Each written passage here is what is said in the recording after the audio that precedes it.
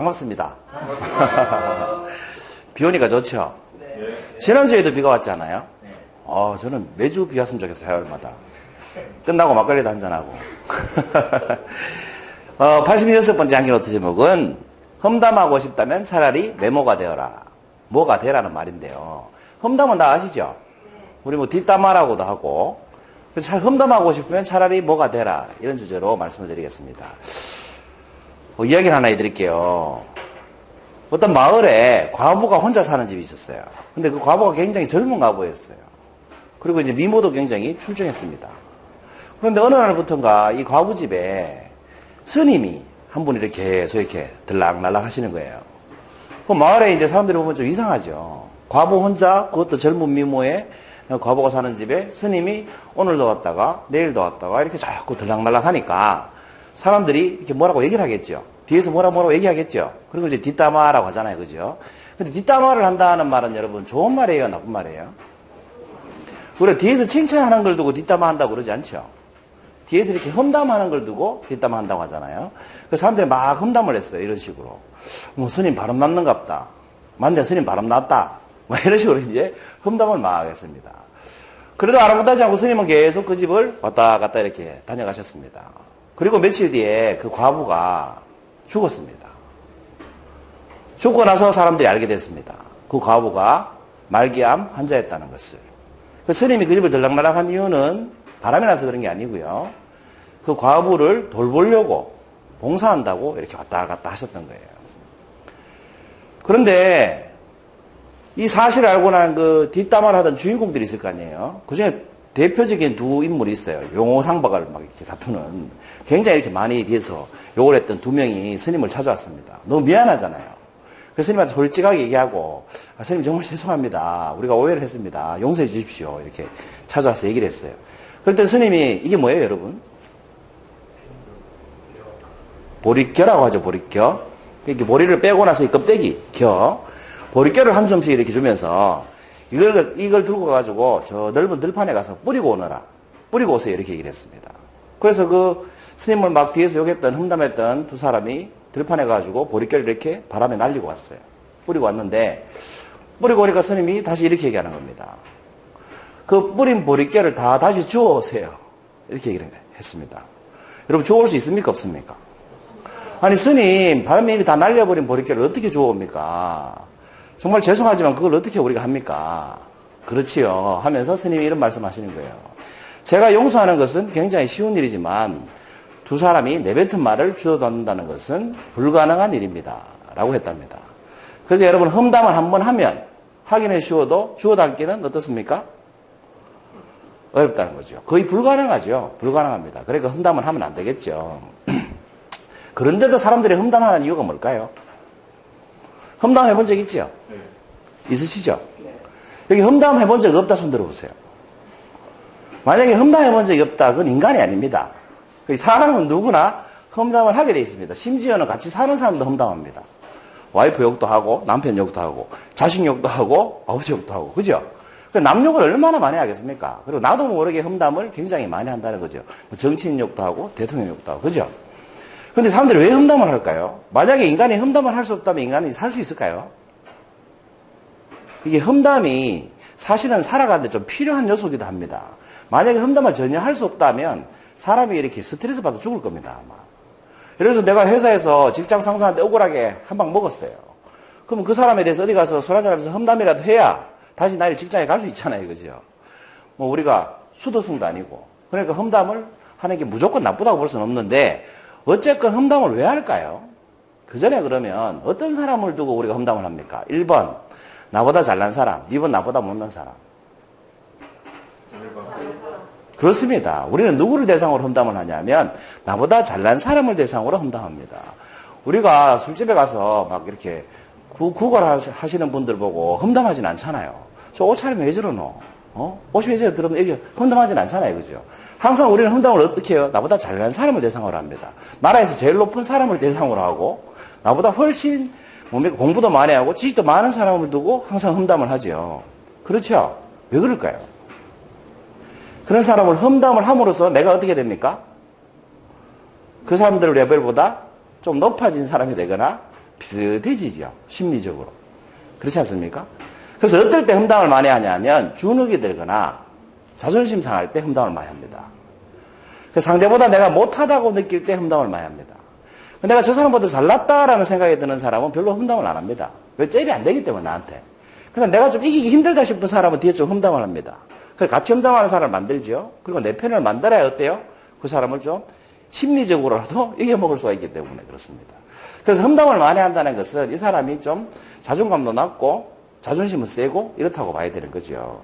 그걸 내자로 얘기하면 험담을 왜 합니까? 이걸 방어기제라고 하죠. 자기를 지키려고 하는 겁니다. 자기를 방어하는 수단인 거죠. 그렇다 하더라도 대부분의 경우는 험담을 해서 좋은 결과가 나올 때는 별로 없죠. 여러분 험담을 하면 예를 들어 제가 우리 나계한 선생님 욕을 막 했어요. 김 실장님한테. 오기 전에 김 실장님한테 내가 나계한 선생님 욕을 막 하고 있는 거예요. 근데 나계한 선생님 툭 들어오면 갑자기 눈 마주치기 힘들죠. 여러분 내가 누구 욕을 막 하고 있는데 그 사람이 툭 나타나면 그 사람 눈 보기가 좀 힘들죠. 미안하고 괜히. 그래서 여러분이 어떤 모임에 나타났는데 누가 내 험담을 하고 있었는지 금방 알아채는 방법이 있어요. 내가 딱 나타났는데 나한테 인사하고 눈 피하는 사람 있죠. 그 사람 나 욕하고 있었대. 평소에 인사 잘하던 사람이 어느 날 갑자기 나 눈을 피하면 그 사람은 나한테 뭐가 찔리는 게 있거나 나쁜 짓을 했다는 뜻입니다. 심리적으로 그럴 수밖에 없습니다. 그래서 험담을 하면 인간관계가 좀 안 좋을 수밖에 없어요. 험담을 하면 세 가지를 꼭 잃게 됩니다. 뭘까요? 그렇기 때문에 험담을 안 하는 것이 더 좋습니다. 뭘까요? 첫째는 자기 명예를 잃게 됩니다. 아, 저 인간은 맨날 남욕이야. 이런 소리를 듣게 되죠. 내 앞에서는 그런 얘기를 안 해도 내 험담을 들은 사람은 딴 데 가서 또 나를 험담하죠. 그래서 뭐 어떤 여자분들은 모임에 나가면 화장실을 못 간다대요. 뜨는 순간 내고할까봐. 어쨌든 험담을 하면 내 명예를 잃게 됩니다. 그죠? 두 번째 잃는 게 뭘까요? 내 험담을 들은 사람하고의 인간관계가 어떻게 됩니까? 나빠집니다. 여러분 겉에서는 저하고 막 인사 잘하시고 뭐 소장님 하시고 뭐 밥 챙겨 드셨어요 하고 뒤에서는 저 사람 내욕한다는 걸 제가 알면 어떻습니까? 인간관계가 틀어지겠죠. 그래도 물어보기도 애매해요. 왜 그래요? 험담하는 사람은 꼭 이렇게 얘기합니다. 니 절대 얘기하지 말해. 니 말고 있으래. 이러면서 상대방 욕을 막 합니다. 그럼 이 사람은 또 그 험담한 사람한테 전달합니다. 하지 말라 했는데 전달하면서 뭐라고 합니까? 얘기하지 말라 했는데 내가 특별히 얘기해 드리는 겁니다. 라고 얘기합니다. 그러면 그 험담 들은 사람은 어떻게 됩니까? 전에 들은 사람은? 이 사람은 험담했다는 걸 알죠? 근데 험담했다는 걸 안다는 티를 낼 수 있어요? 없어요? 없어요. 그러니까 증명할 수가 없죠. 그 사실은 알고 보면 이 사람이 험담했는지 안 했는지도 몰라요. 왜? 나는 전해드렸기 때문에. 그렇지 않습니까? 이런 거에 누가 제일 나빠요? 1번 험담한 사람, 2번 험담을 전달한 사람, 3번 험담 들은 사람. 사실은 2번이 더 나빠요. 대부분의 경우에 이 험담을 전달하는 사람은 말입니다. 이 험담하는 사람과 같은 편입니다. 오히려 더 나쁜 마음이 있습니다. 감정이 더 안 좋습니다. 그래서 직접 얘기하기는 겁나니까 이 사람 말을 빌려서 대신 내 화풀이를 하는 겁니다. 그래서 대부분 여러분, 어떤 사람이 여러분한테 누가 당신 욕하더라라고 전달하잖아요. 그럼 그 사람이 더 못 믿을 사람이라는 걸 아셔야 됩니다. 왜? 내가 확인할 방법을 몇 개 만들잖아요. 확인하는 순간 나는 배신자가 되고, 확인을 안 하려니 내 험담한 사람을 미워하게 되고, 이래 보나 저래 보나 나는 손해를 보죠. 그래서 여러분 사실은 전달하는 게 더 나쁩니다. 그래서 험담을 하게 되면 인간관계가 끊깁니다. 내 험담을 들어준 사람하고의 관계도 안 좋아지고, 내가 험담한 그 대상하고도 관계가 안 좋아집니다. 그렇죠? 세 번째 잃는 건 뭘까요? 저희가 그래서 보디빌더잖아요. 인간관계적으로 좋잖아요, 우리가. 형님 동생 하면서. 근데 제가 이제 보디빌딩 배우러 갔어요. 가고 싶어요. 근데 어느 날 제가 이제 다른 사람한테 욕을 막 했어요. 근데 그걸 알게 됐어요. 가르쳐 주겠어요? 안 가르쳐 주겠어요? 안 가르쳐 줍니다. 뭐가 날아갔어요? 그렇습니다. 기회가 날아갑니다. 그래서 여러분 누군가를 험담하면 세 가지가 날아갑니다. 첫째 날아갑니다. 이런 단어 쓰면 안 되는데.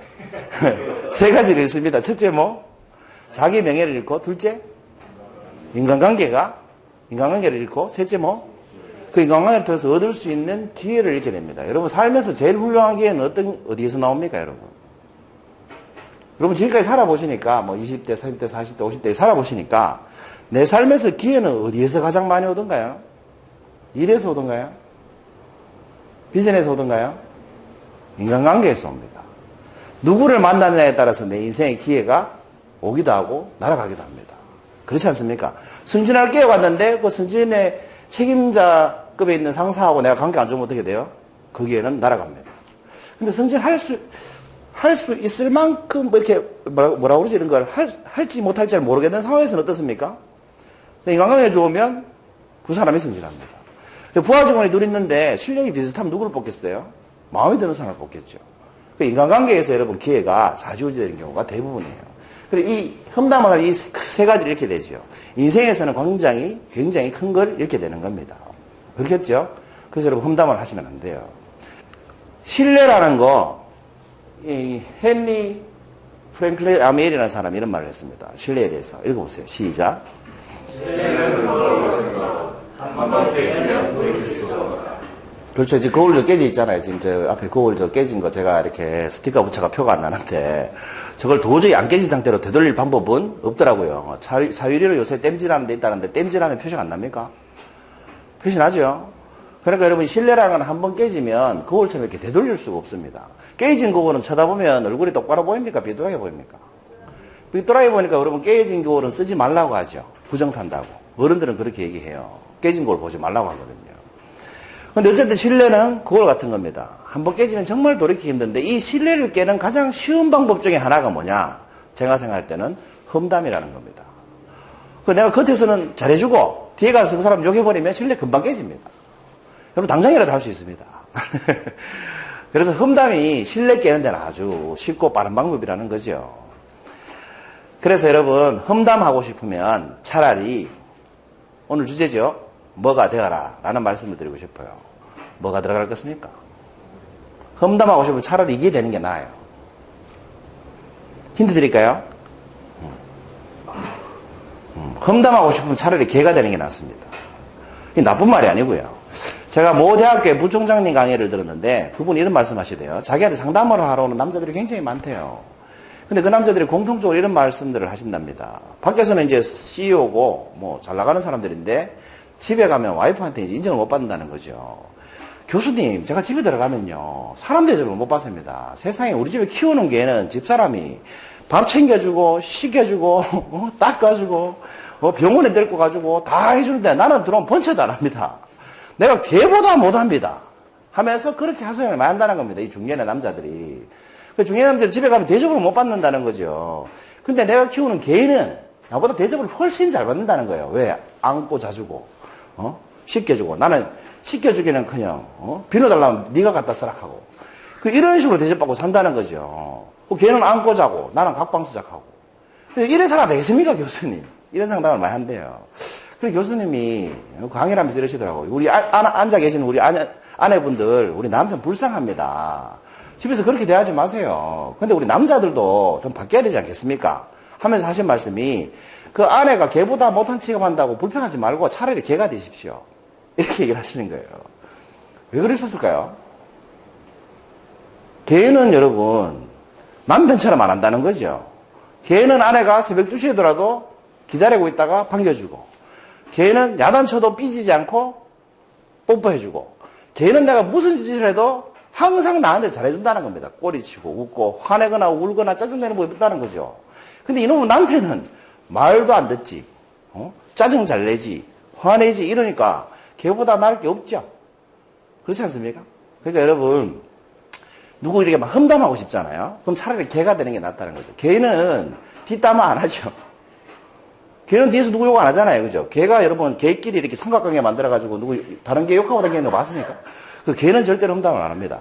개는 무조건 이게 주인이 나한테 조금 실수하거나 잘못해도 어때요? 저도 개를 키웁니다만 항상 주인한테 잘해줍니다. 그죠? 그런 마음을 가지면 험담할 일이 없겠죠. 쉽게 말해서 누가 여러분 험담을 하잖아요. 그럼 험담했다는 걸 알았어요.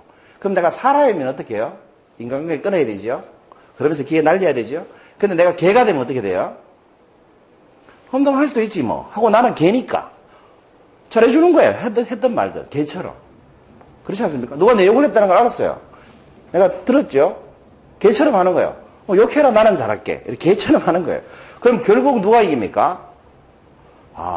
처음에는 저 사람 이상하다. 왜 요걸로 먹고 저런 방을 보이나 할지 모르겠지만 시간이 지나면 어떻습니까? 누구나 나를 존경하게 되고 나와 관계를 맺고 싶어 하게 되고 거기에서 뭐가 오겠습니까? 많은 기회들이 오겠죠. 그렇지 않습니까? 그래서 여러분 개로 사시라는 뜻이 아니고요. 험담하고 싶다. 아, 저 사람 욕하고 싶다. 이런 마음이 들 때 아, 내 개가 돼봐야 되겠다. 이렇게 생각하시면 오히려 더 인간답게 살 수 있지 않을까 그런 생각이 들었습니다. 여러분 험담하고 싶으시면 개가 되십시오. 86번째 행기노트였습니다. 마치겠습니다.